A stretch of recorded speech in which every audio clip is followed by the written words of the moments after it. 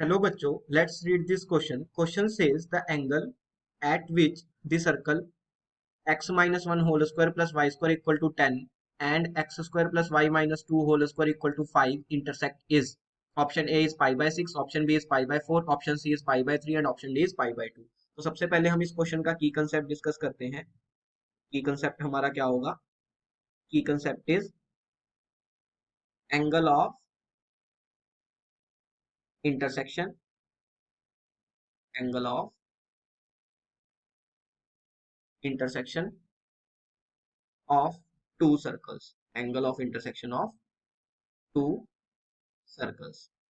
So अगर let's say दो circles हैं एक दूसरे को इंटरसेक्ट कर रहे हैं तो angle of intersection is given as cos of alpha is equal to modulus of r1 square plus r2 square minus c1 c2 whole square whole divided by 2 times r1 into r2. तो यहाँ पे r1 क्या है?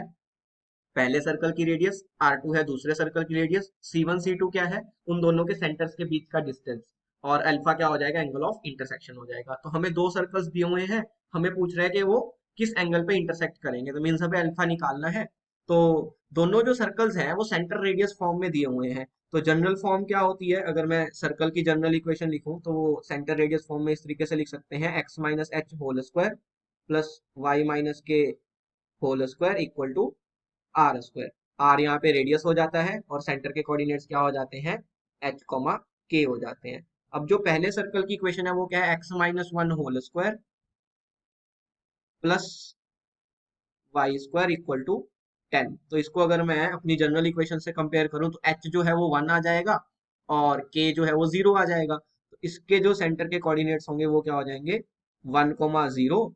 और यहाँ से देखो radius का स्क्वायर 10 है तो r1 कितना आ जाएगा? स्क्वायर रूट ऑफ 10 आ जाएगा. सेकंड इक्वेशन क्या है?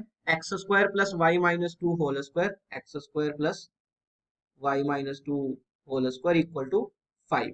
इसको अगर मैं जनरल इक्वेशन से कंपेयर करूं तो क्या आ जाएगा? सेंटर के कोऑर्डिनेट्स क्या आ जाएंगे? देखो एच की वैल्यू 0, के की वैल्यू 2, तो 0,2 एंड रेडियस का स्क्वायर अगर 5 है तो इसकी रेडियस कितनी आ जाएगी? Square root of 5. अब हमें r1 मिल गया, r2 मिल गया, दोनों के सेंटर्स के बीच का डिस्टेंस भी निकाल लेते हैं. कैसे निकालेंगे? डिस्टेंस फॉर्मूला से. So c1 c2 is equal to square root of x2 minus x1 whole square plus y2 minus y1 whole square. Distance formula use करेंगे तो 1 minus 0 whole square plus 0 minus 2 whole square, ये आ जाएगा. It is equal to 1 plus 4 बन जाएगा. 1 का square 1, 0 minus 2 is minus 2, उसका square कर दिया तो 4 और उसका हमने स्क्वायर रूट ले लिया. तो c1 c2 कितना आ गया? रूट 5. अब हमें सिर्फ फॉर्मूला जो है कॉस अल्फा का उसमें वैल्यू पुट करनी है. तो क्या बन जाएगा? Cos of alpha is equal to modulus of r1 square. r1 अगर रूट 10 है तो उसका स्क्वायर हो जाएगा 10 plus r2 square. r2 square क्या हो जाएगा? 5 हो जाएगा बिकॉज r2 की वैल्यू रूट 5 है, माइनस C1 C2 का होल स्क्वायर. C1 C2 जो हमें आया है वो कितना आया है? रूट 5, तो उसका हमने स्क्वायर कर दिया तो 5 आ गया.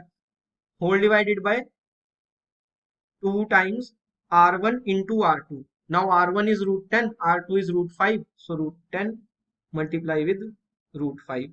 तो ये कितना आ गया? देखो ऊपर से 5 से 5 कैंसिल हुआ, 10 का मॉडुलस तो 10 ही हो जाएगा अपॉन 2 टाइम्स रूट 10 को मैं क्या लिख सकता हूँ? रूट 2 इंटू रूट 5 लिख सकता हूँ. तो रूट 2 इंटू रूट 5 लिख लिया और एक रूट 5 ऑलरेडी था मेरे पास, तो ये आ गया. Now cos alpha is equal to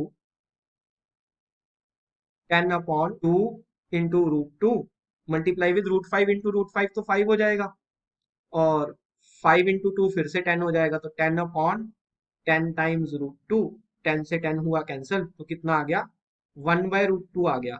और कॉस अल्फा 1 बाय रूट 2 है, मीन्स अल्फा की वैल्यू कितनी होगी? 1 बाय रूट 2 कब होता है कॉस अल्फा? पाई बाय 4 पे होता है.